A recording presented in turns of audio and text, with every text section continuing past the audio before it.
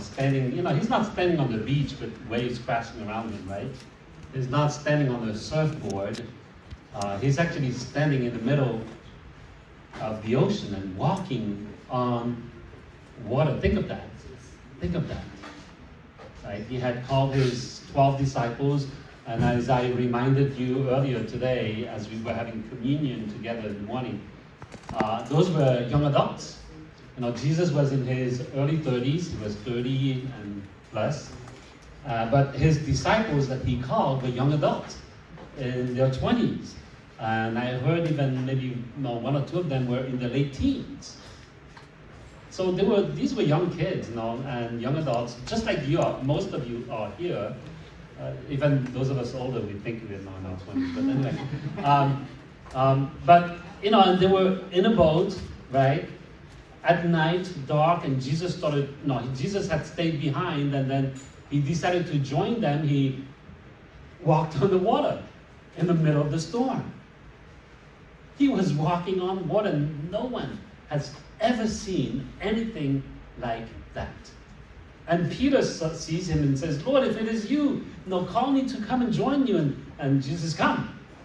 And guess what?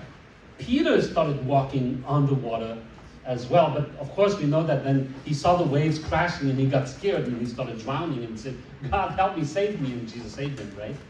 But what is that telling us? That if we have the faith, you and I mean, Peter walked on water, you and I can too walk on water. But that's not the point here, because walking on water is useless unless you're trying to impress other people, right? It's not going to do anything for you to be able to walk on water unless you're a guy trying to impress the girl. Say, hey, look, I can walk on water. But it's pretty useless skill, but that's not the point here. The point here is that if you have faith, nothing is impossible for you. If you trust Jesus, you can have victory over sin. If you trust Jesus, you can overcome your struggles. If you trust Jesus, the things you desire the most in terms of, maybe some of you are saying to us, I wish my parents will come to Christ. All of that is possible.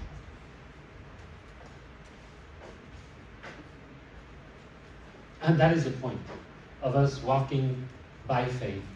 And we've been doing this series on the Gospel of Matthew, and coincidentally, we've been reading through the Gospel of Matthew in our Bible reading accountability groups. And I've been trying to read it from a fresh perspective, and I am learning so much as a result of it. Just looking at it from the eyes of Jesus, the eyes of the Pharisees, putting myself in the place of the Pharisees, because ultimately I am the Pharisee. I am the Pharisee. And so looking at it and listening to what Jesus is saying to me, listening to what Jesus is saying here, and the things that he's doing is just amazing, amazing. And today we'll be talking about faith practiced, how to be blessed. And we'll go through the famous sermon that Jesus preached, called the Beatitudes, right? And one time we had a guest pastor when we were still living in New Jersey come, and he preached a sermon on the book of James, okay? And the entire sermon was him reciting the book of James, word for word. He didn't look at any of his notes. He just recited the entire book of James. It took him about 30 minutes. That was his entire sermon. I was so impressed. I'm like, this is cool. And I actually learned something too. So today we'll be looking at the famous sermon, 3 chapters, perfect sermon. You don't need to take anything away from it. And so here we go. No, I'm not going to be cited.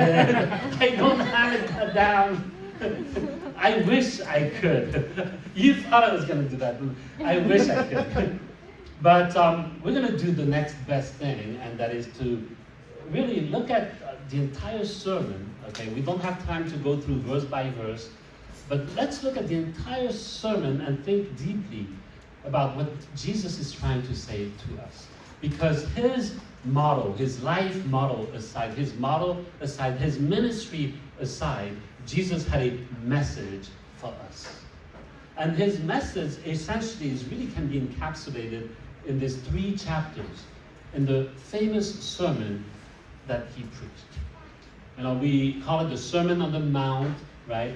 And he begins his sermon by what scholars will call the Beatitude. What is Beatitude?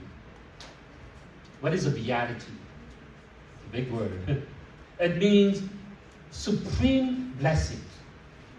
A beatitude is a supreme blessing. Okay, so Jesus here, and let me teach you a literary trick. When you're looking at if you're trying to read a book, a thick book, or listening to a long sermon, look at the introduction carefully, and look at the conclusion carefully, because between the two, you will essentially get the gist of what the author is trying to say. Okay? So Jesus begins, his introduction is really 9 statements about how to be blessed, or extreme, or supreme blessing. And another word, another translation for the word blessed is happy. Supreme happiness. And that should really catch your attention, because in a sense, all of us, what we're chasing after, think about that, right? What we're chasing after is, to a certain degree, happiness, isn't it? Blessings. We want blessings. We want to be happy. The things you're chasing, the degree that you're going after, the grades, the job that you're trying to apply to, or the promotion, the guy or the girl you're chasing after. Isn't it so that you can be happy? I mean, even coming here on Sunday afternoon, you're not here because you're like, oh, no, I think I'm going to come and suffer for a few hours. No. You're here because you might fall asleep, but you won't suffer, okay? Maybe some of you are suffering at listening to me talk, but no, ultimately, you're not here to suffer. You're here because, you're like, I'm going to give a few hours, maybe I can be more blessed. You're not saying that to yourself, but in the back of your mind, you're looking for blessings. All right? You're looking for happiness, for blessing, and that's really subconsciously or consciously or intentionally, that's what we want. That's what we're looking. That's what we're chasing after. So Jesus begins his sermon with the word blessed or happy, but then what shocks the hearer, okay, is that what he calls blessed or happy doesn't sound like the stuff we usually chase. He doesn't say, blessed are the ones with a perfect spouse. Or blessed is the one with a perfect stock portfolio. If you have the perfect job, you are blessed. That's not what he's saying. No, or if you have, he's not even saying, blessed are the ones who never struggle. Always at peace. You're blessed. Instead, what does he say? He says, blessed are the poor in spirit. The ones who mourn. The ones who are meek. The hungry. The merciful. The ones who are pure. Peacemakers. The ones who are persecuted. You are blessed if people persecute you. In other words, the blessed and happy are the people who really don't look blessed at all. So what is Jesus trying to do? What is Jesus trying to say? See, in a way, he's trying to refocus our minds on what's truly important, because all of us have been conditioned to think of in a certain way. To think that, no, this is what will bring me happiness. This will make me blessed. If we live in this world, the culture that you live in, the way you've been brought up, you've been taught a certain way to think. And Jesus is really, in his sermon, this entire sermon, is really trying to get us to refocus, to shift our paradigm. He is. And he's doing it in a very practical way. The things he teaches, no, he's not teaching a set of random morality, some moral teaching. This is what you need to do and you shouldn't do it. It may sound random, but he is very intentional because he's really trying to get us to refocus, to shift our paradigm. Remember the verse in Romans 12:2 that we've memorized a while back? Remember that? Romans 12:2, what is it? To not be conformed to this world, to the patterns of this world, but be transformed by the renewing of your mind, right? So that you may prove what the will of God is, that which is good and acceptable and perfect. But how do you do that? See, Paul says, renew your mind. How do you do that? Well, this is what Jesus is teaching us how to do that. Basically, he's saying, I want you to renew your mind, to shift your paradigm. And this is how you're going to do it. Because if you want to be happy, you need to have the right paradigm. 5 paradigm shifts that I've summarized, okay? I basically came up with this summary, 5 statements that basically summarizes what Jesus is teaching in those 3 chapters. 5 paradigm shifts. From religious performances to godly principles. From false pretenses to authentic piety. From earthly possessions to heavenly provisions. From worldly pursuits to kingdom priorities.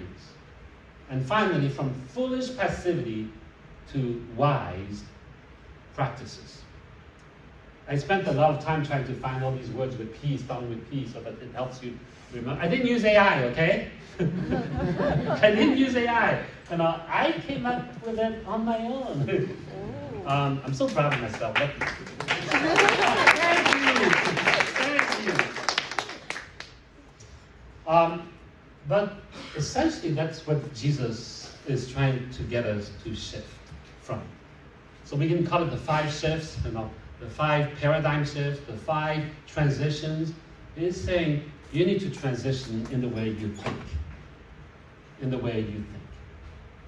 So we begin with from religious performances to godly practices. See, Jesus starts by confronting a version of faith that looks good on the outside, but is empty on the inside. And if you grew up in the church culture, you all know this tension, right? Some of us were hurt by church, by it. Some of us left the church because of it. Church felt like it was all about religious performance. You need to perform. Do this. Don't do that. Do this more. Do this better. And if you do this, then you're doomed. And pastors felt like abusive parents, demanding straight A's all the time and threatening with punishment if you didn't perform. Now, you didn't buy it. You didn't want it. Now that you are an adult, a young adult, some of you are trying to figure out what this faith thing is all about. What does faith really looks like? And Jesus here says something very free. Very free. Okay. Throughout, the beginning in Matthew 5, he keeps saying, if you have heard it said, but I say to you, right? You have heard said that do not commit murder, but I say to you, that's really what it means. Do not commit adultery, but I say to you. You see, Jesus is not impressed by our performances. He's after a heart that is shaped after his principles. He's not raising the bar here by saying, you have heard this, but I say to you, he's not trying to raise the bar to make life harder. He is really revealing to us that real righteousness is not about acting holy. Real righteousness is not about acting holy. It is about becoming whole as a person. God is not asking for a performance. He's not an audience of one standing or sitting there watching us perform. He is inviting us, you and I, into a principle-driven life where our faith is real, not rehearsed. A faith that is real, not rehearsed. So stop trying to look Christian. Be honest with your struggles.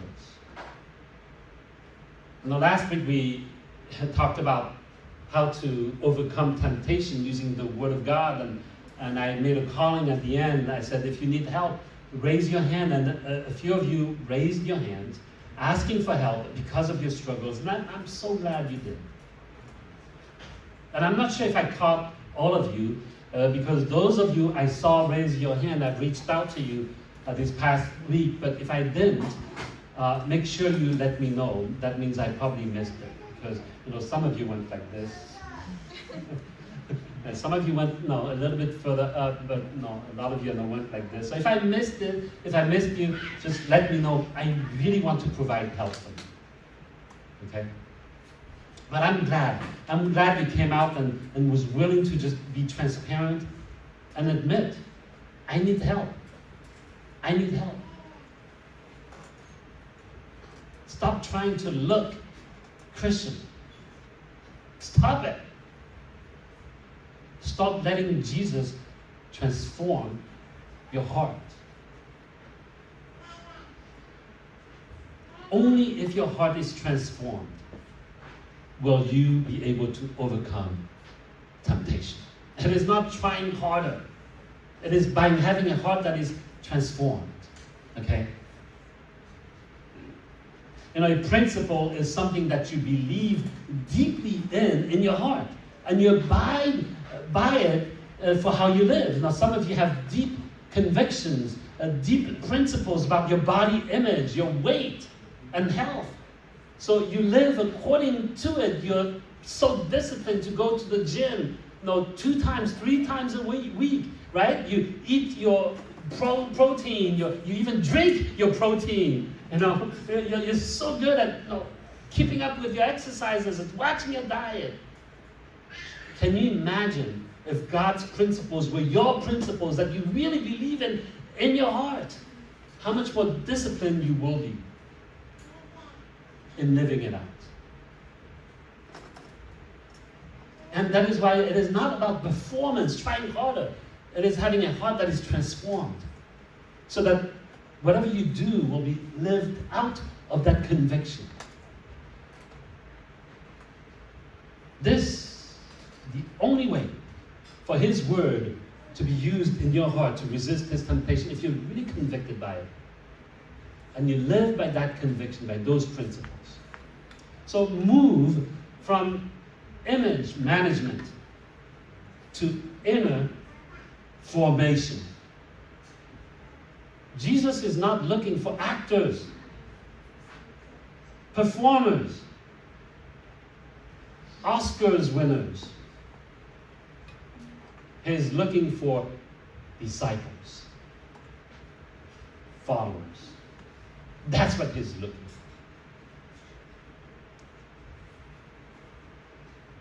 The second shift Jesus is trying to help us get through is to move from false pretenses to an authentic piety. See, Jesus is really going after hypocrisy. If you read chapter 5 to 7, he talks about hypocrisy all throughout. Why? Because when our lives is a performance, it is so easy for us to fall into hypocrisy or false pretenses. So Jesus goes after that. Not to shame us, to make us feel bad, but to really set us free from having to perform and be a hypocrite. So in Matthew 6, he begins by saying, beware of practicing your righteousness before men to be noticed by them. Otherwise, you have no reward with your Father who is in heaven. Then in the verses that follow, he says, when you give, don't announce it. Remember those, for those of you who read the chapter 6 this past week, they're saying, when you pray, don't announce it. Don't do it for other people to see. When you pray, don't perform it. When you fast, don't advertise it. Why?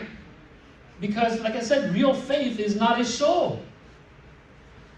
It's not a performance. It is a love relationship with Christ, our lover and our God. We value authenticity, right? We can detect a fake right away. We're very good at detecting fakes. I know because I was like that. And that was one of the main reasons why I left my family in France at the age of 17. I always felt like, my parents are so fake. They're Christians. That's not what I want. My parents are fake. And so I left them thinking I'll never go to church again. I don't want to have anything to do with this, fake thing. What's strange is, what's amazing is I came to the US and I started going to church on my own. And I started seeking and reading the Bible, and eventually I came to Christ a year later. And after I became a Christian, I started trying to live the Christian life, but slowly, eventually I found myself, I find that, I'm becoming more and more like my parents.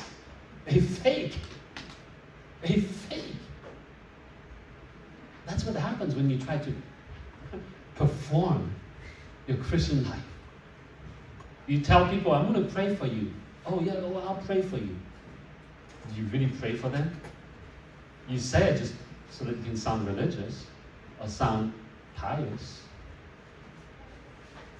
I remember being in church and volunteering to sweep the floor. And whenever there were people around, I'd be like, and then as soon as everybody was gone, I'm like, taking my time. It was just a show. To show people, you see how much I love God? Do you see how pious I am? I struggle. I struggle to practice my faith. No, we tend to curate our faith like we curate our Instagram. Filtered, edited, polished. I've been guilty of that too many times. Not Instagram, because I don't know how to do that. But my public image. I curate my public image, especially in church. Even with preaching. And I told you that I hated last week, right? I hated when people tell me that they enjoyed my sermon because I'm not preaching to entertain you. That's not what I'm here for. So I hate it when people tell me, oh, Pastor, I really enjoyed the sermon. But in a kind of distorted way, twisted way, I do like it when people praise me for a job well done. When they say, oh, good job. But then, what's the difference? I'm still just performing.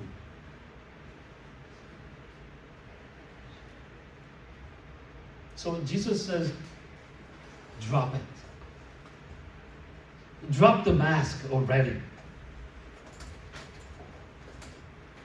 That's what he's saying. Drop the mask. Are you wearing a mask when you come to church? When you're with each other? How do you know you're wearing a mask? You're wearing a mask when you hate it, when you feel exposed. When someone accidentally or intentionally challenges your false pretense. When someone points out a sin, and all of a sudden you're exposed. You hate it. You hate it because you've been wearing a mask all along, trying to present an image of yourself that is really not you. So Jesus is basically saying, be honest. Be honest with yourself and be honest with others. If you're struggling, everyone is struggling. Share it so that you can get help. Because that's what we're here. That's what this is all about as a community. So we need to shift from false pretenses to authentic piety. That's how we can really walk by faith. And the third shift that Jesus is inviting us to is from, application. Pray honestly, not impressively. Don't be afraid of being embarrassed when you don't sound. And I know a lot of people are afraid to pray in public. You ask them to pray in public, they're terrified. Why? Because they're afraid to sound really dumb, sound like, I don't know what to say. I've never really prayed in public, and in fact, I don't necessarily pray in private, so they don't know how, and they're afraid to embarrass themselves. So they're terrified.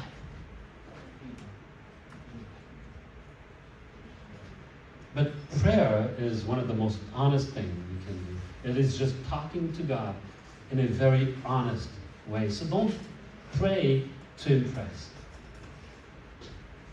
Pray honestly.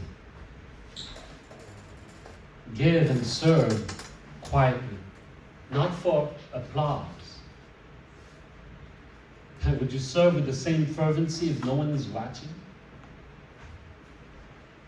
Live a faith that doesn't need an audience. If the public sees you as you really are because someone exposed you, don't get mad. Instead, be grateful that the mask is finally off. Because Jesus is not asking for perfection. He is asking for authenticity.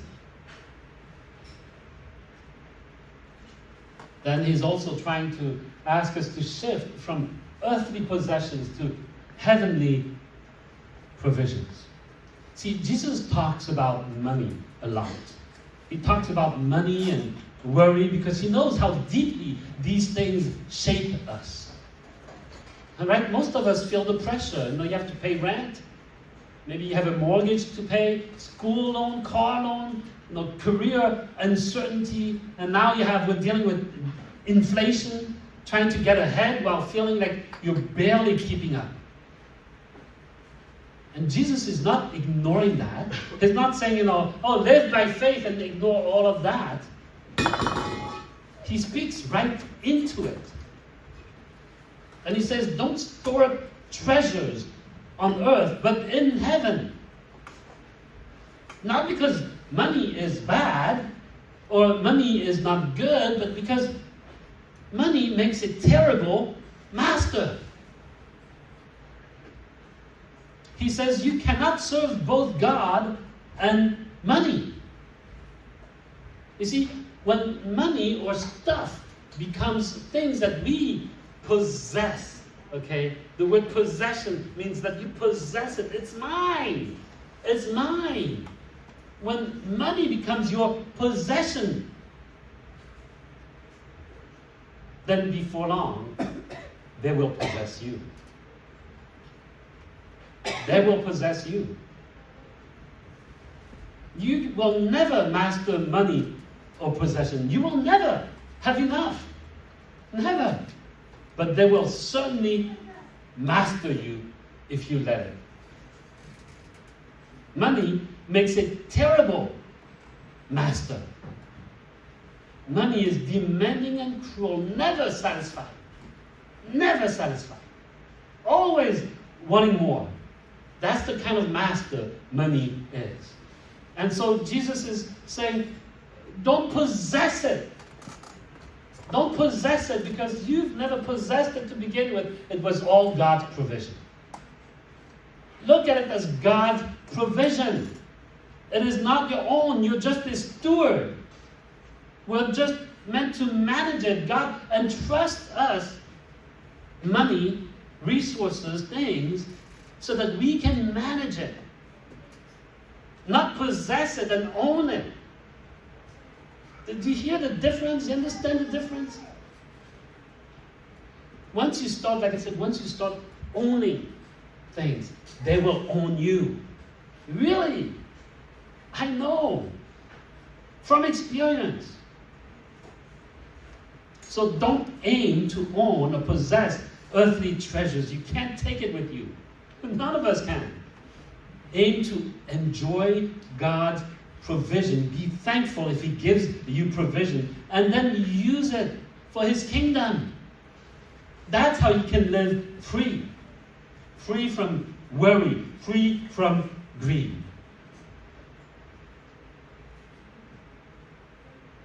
Are you still awake?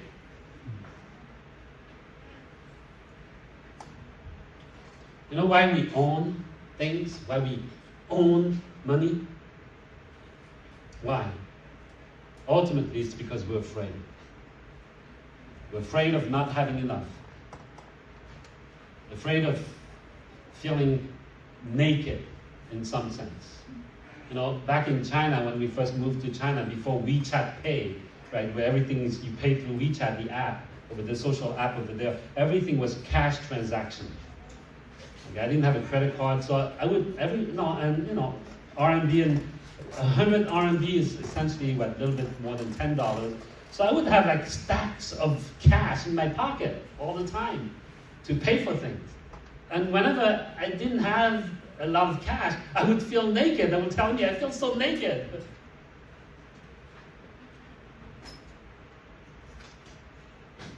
We want to own things because we're afraid of not having enough.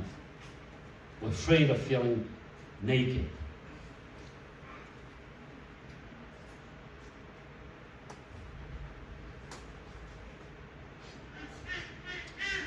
So Jesus says something very freeing to us. He says, you know, my Father knows what you need. Don't store up treasures on earth, but in heaven. And he says, don't worry about anything, because your Father already knows what you need. So why are you so scared? My kids never had to worry when they were little. They thought it was an ATM machine. Whenever they wanted something, they just ask. That has unlimited cash in their mind. God our Father truly has unlimited cash. Let me tell you, He truly has unlimited cash. And He knows what you need, so why do you worry? Why are you so afraid? So loosen your grip on possessions. Learn to let go. Instead, tighten your trust in God's provision. Choose generosity over anxiety. Be generous. Your security isn't in your salary or bank account. It is in your shepherd. That's where your security, true security, lies. Do you believe that? When Jesus is asking us to shift, in our perspective, He's really asking us to live by faith. So all the things that He's saying, do you really believe that? That's what it means to have faith. Think about that. Do you really believe that God will provide for you? Or do you struggle to possess? It's really a mindset. I'm not saying don't have a bank account, don't invest into stocks. It's really a mindset. How you see things, how you see money as something to own. It's mine, mine, mine.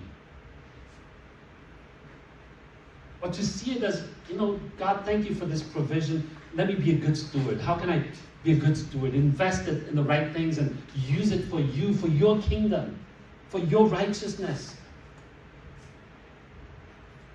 When I see needs, to be able to give generously. That's what it means. And to trust God to provide.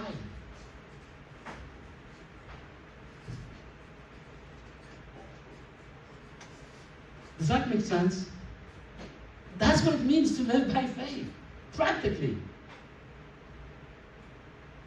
Then to have a shift from worldly pursuits to kingdom priorities. Jesus is really addressing the chase, the endless pursuit of success, approval, comfort, and control. That All of us have been programmed, really programmed, to chase after.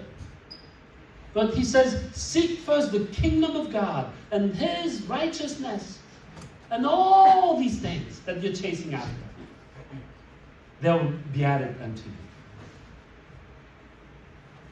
You know, today most of you feel the pressure to make something of yourselves, to be somebody, to build a brand, to achieve, become somebody, become something.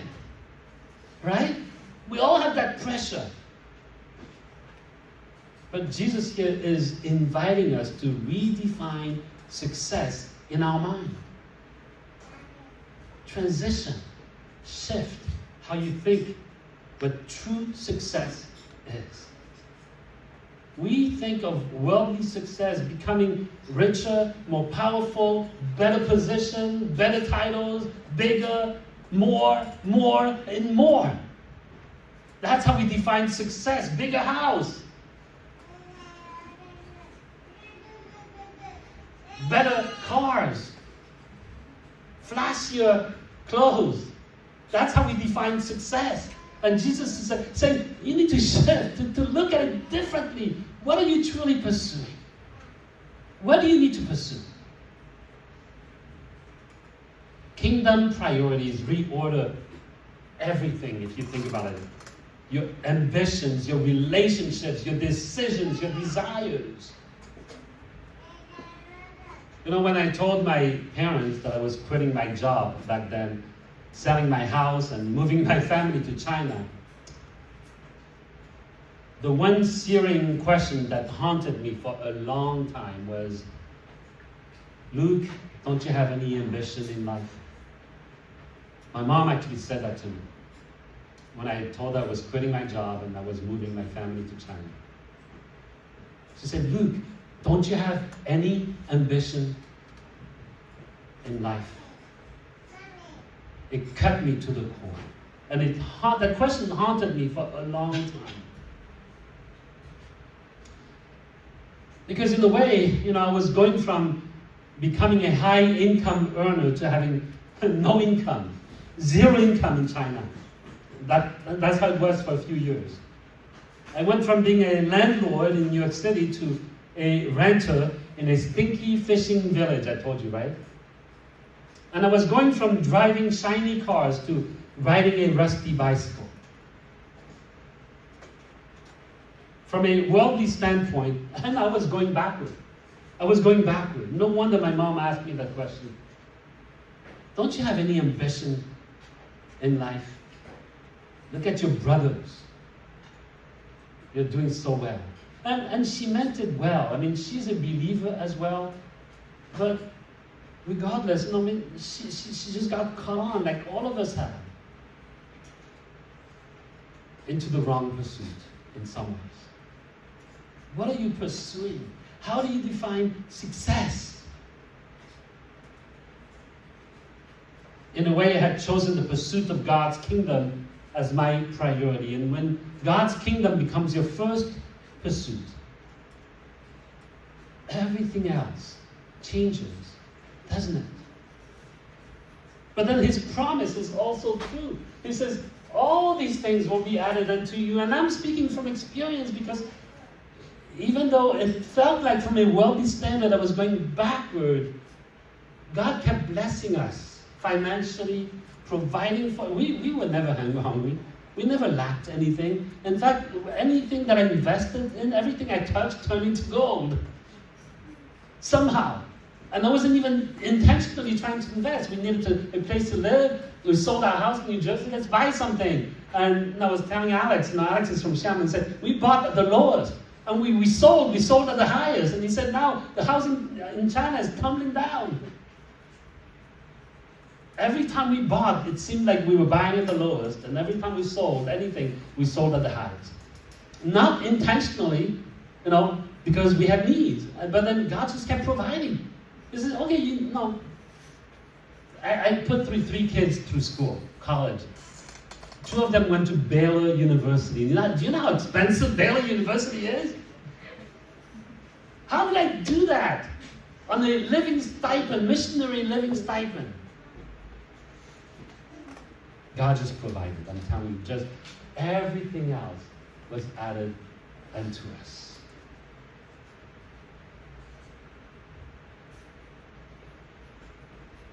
Shift how you think about success. What are you pursuing? His invitation to us, to you and I, is very simple. What will you ultimately pursue? Stop worrying over your life. Pursue His kingdom first. Then all the rest will be added unto you.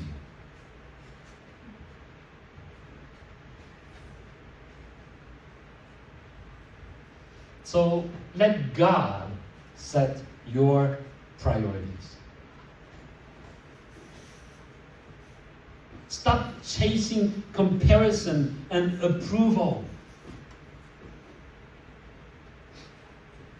The questions in your mind and my mind, in our heart, that need to change. Because we're constantly asking, how can I, stop looking at the ads, the celebrities, the rich and famous, our neighbors, how they live, what kind of cars they drive, the new shiny toys they're buying. Stop looking at that. The questions we need to be asking is, what is God's will? What does God want for my life? What should I be pursuing? So start chasing after God's purpose and righteousness. Start looking to God and ask God, what is your will in this matter? What is your will for me in terms of marriage?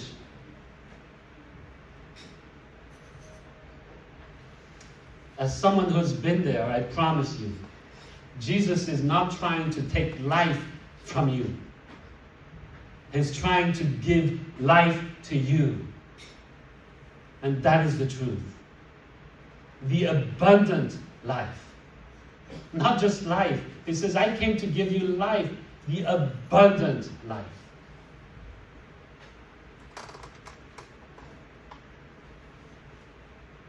Then the last shift, which is also his conclusion to his sermon, is to shift from foolish passivity to wise practices. You remember, right? Jesus ends his sermon with a story about two builders, one wise, one foolish. Both heard his words. Only one practiced them. The difference wasn't knowledge, it was obedience. We live in a culture of endless content. The internet has given us endless content. Podcasts, reels, sermons, advice, but very little action. We spend so much time engrossed in our devices, we don't have the time to live and to act out God's will. Jesus says, don't just hear my word. Build your life on them. And he says, why? Because storms will come.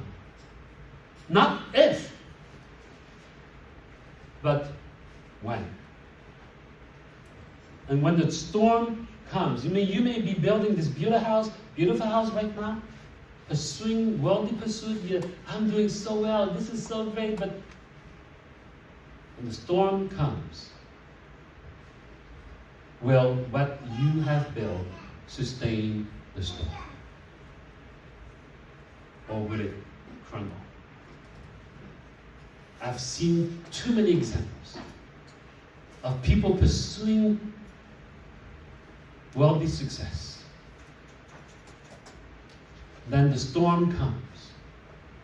The marriage crumbles. The family falls apart. Children destroyed. Careers in shambles.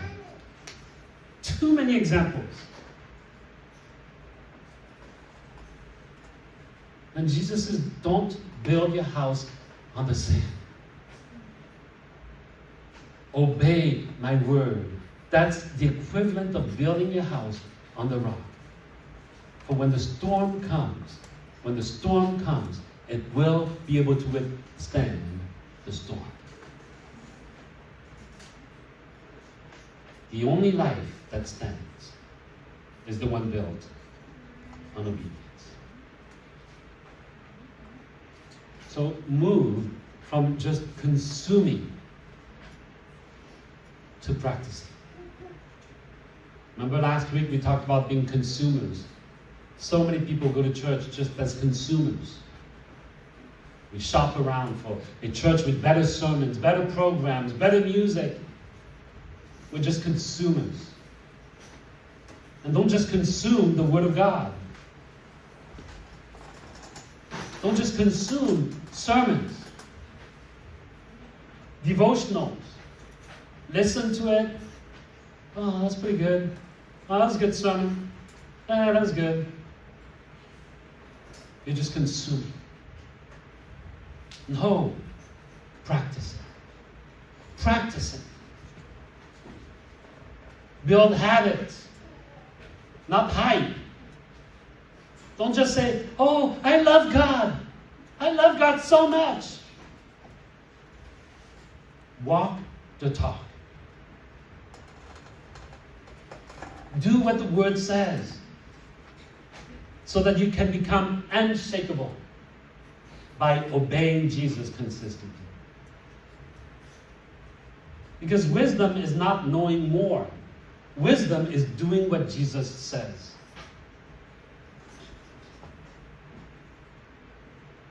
So Jesus gives us two options here. Hear His word and ignore them, which is extremely dangerous, destructive, and a miserable life, He promises. I promise.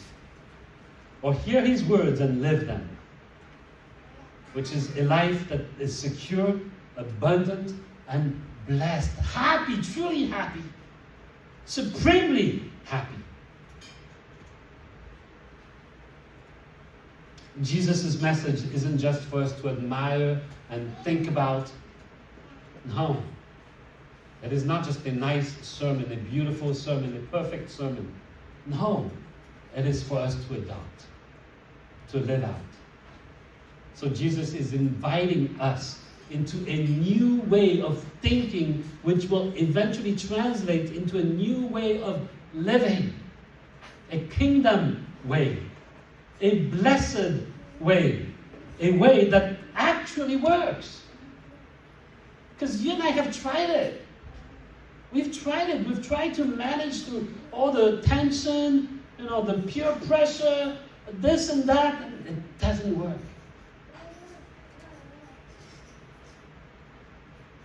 So Jesus gives us a new way.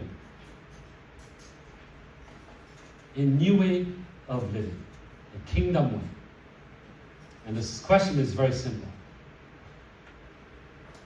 Will you make the paradigm shift? Or are you just going to walk away the same as you came today? Are you going to... It's just changing the perspective, changing the paradigm, changing the way you think, changing how you define things. So, let's test your eyesight again. I sometimes say yes to spiritual things, mainly because I don't want to disappoint people. Is it true for me? Or not true for me? Or very true of me? Don't use 3, okay? Give yourself a score, 1, 2, or 4, 5. Pastor, what do you mean by spiritual? Is it more towards godly or more towards, like you know, something like non-godly. What do you mean by godly or non-godly? For the spiritual things, is it like, Like, hey, are you doing drags right now? That type of questions. Are you reading the Bible? And you go, hey, make sure you read the Bible. Okay, I sign up for drag, for Bible reading, because I don't want to disappoint Luke. Or is it, you know what? I'm going to do it. okay. Because I know it's important. No.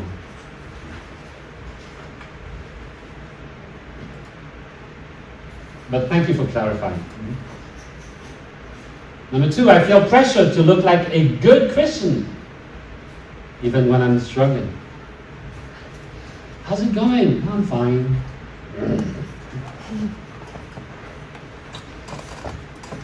Praise the Lord. Everything is good. Meanwhile, you're like,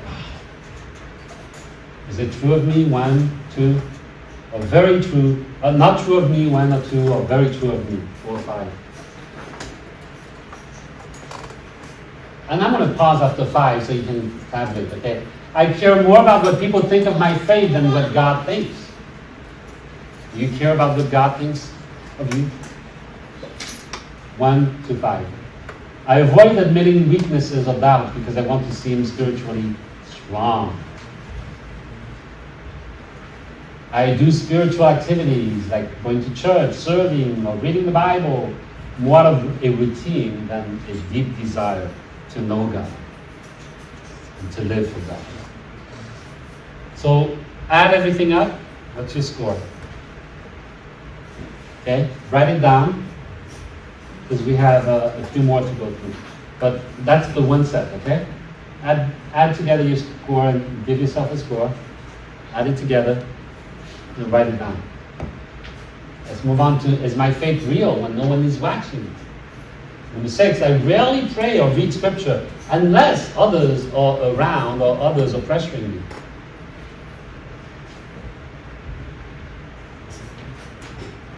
I hide my real struggles because I don't want people to see the messy parts of my life.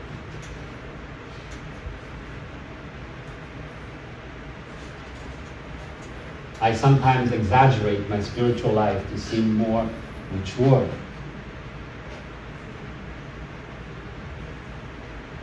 I find myself wanting credit or recognition when I help or serve. I've seen people get very upset because people didn't recognize them after they served. I really have. I struggle to be honest with God about my fears, temptations, or frustrations. Okay? Add the score together and give yourself a score and then put that down as well. That's the second set. Essentially, we're going through the 5 shifts, okay? Shift number 2, those are the questions for shift number 2. Give yourself a score. Let's move on. Where do I place my security? I often stress about money, bills, or my financial future. I feel anxious when I don't feel in control of my plans. I sometimes buy things to feel better or more secure. I hesitate to give or be generous because I'm afraid I won't have enough. I spend more time worrying about my needs than praying about them. Again, add your score together and that's your third score. You got it?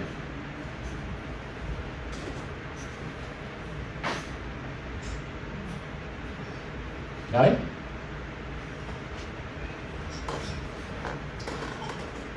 What am I really chasing? I often compare my life to others, career, relationships, lifestyle, success.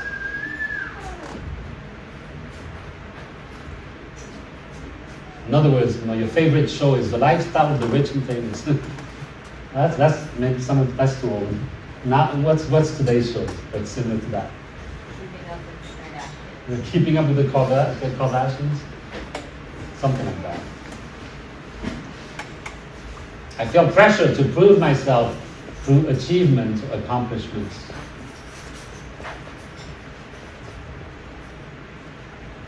It doesn't matter who you're trying to prove to, maybe to yourself or even to your parents. I spend more time pursuing my goals than pursuing God. I let busyness push God to the margins of my life. God oftentimes is just an afterthought because I'm so busy. I chase things, success, comfort, approval that don't actually satisfy me. And they certainly will not. Again, add the score together, and that's your score for this segment.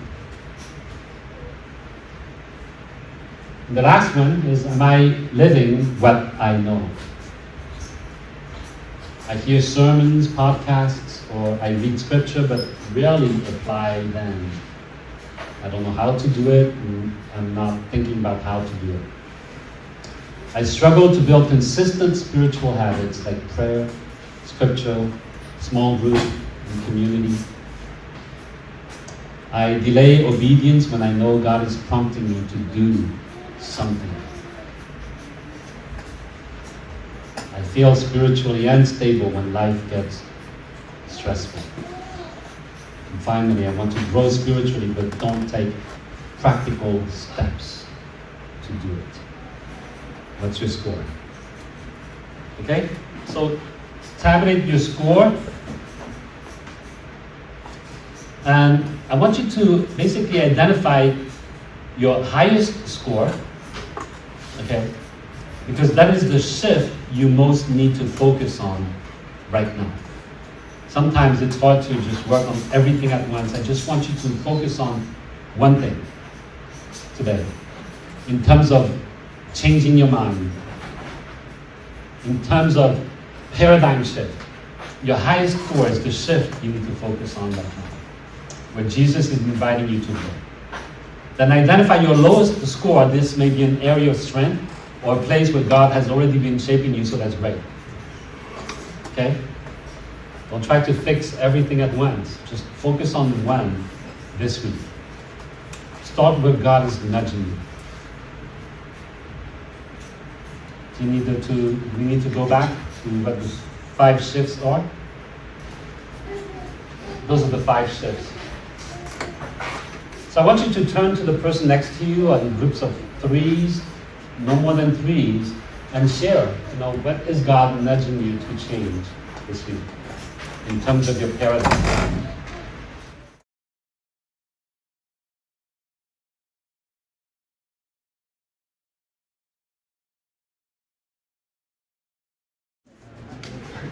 Anyone want to maybe share what you guys talked about? Let's have a few people do that.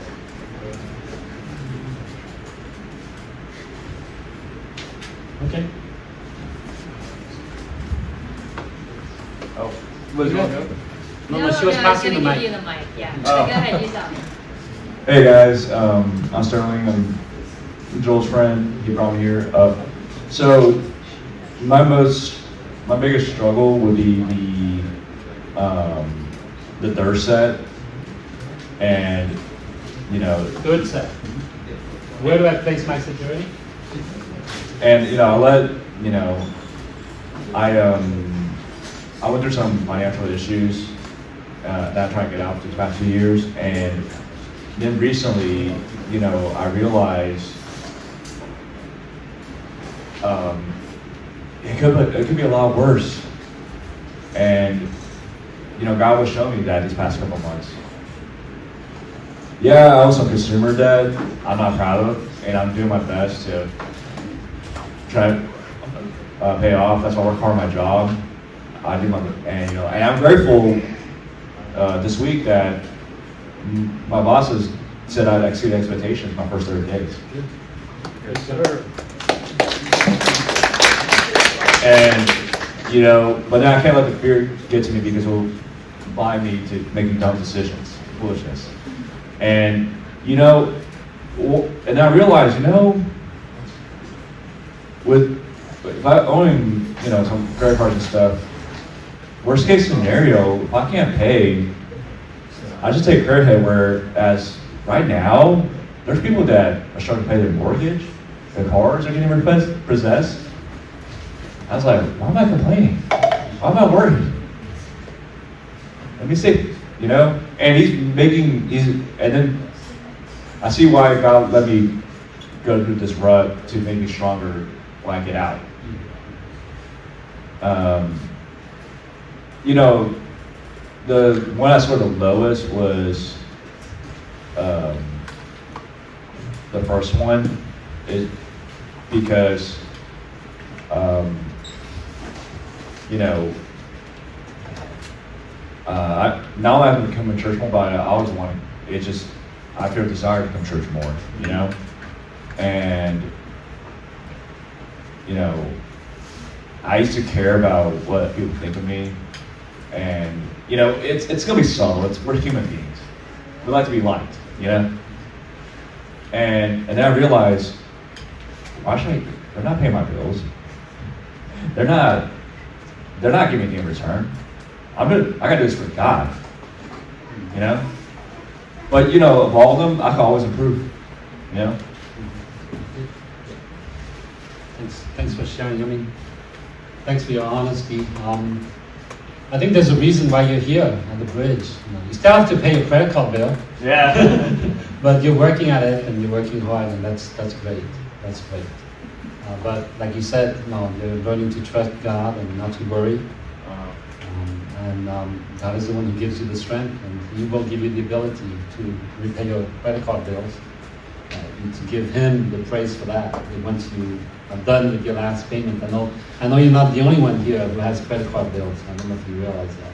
Oh, I mean, Credit card, yeah.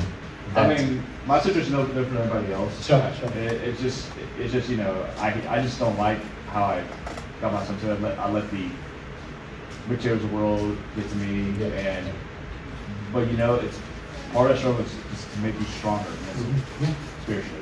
Well, ultimately to make you trust God more, hopefully. Oh, of course. And anybody else?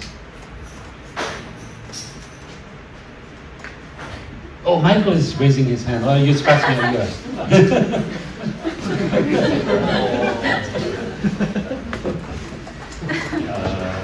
Yeah, I also put my security in financial, that being your kind of how you're successful and how you're setting yourself in the future. I think especially being in a business-oriented corporate world where I spend a lot of my time, that's the bottom line is kind of what you're ingrained in your mentality. So it's hard to separate that from personal well-being and your spiritual well-being.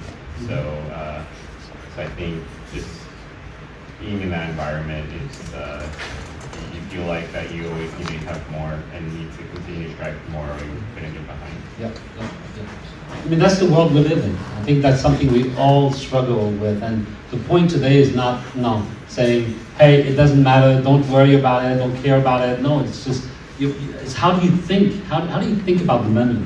There has to be a shift in the way you view money. And Jesus said you cannot worship both God and mammon. And mammon is a terrible master, right? So you have to shift. You have to think to yourself, okay, how do I look at money?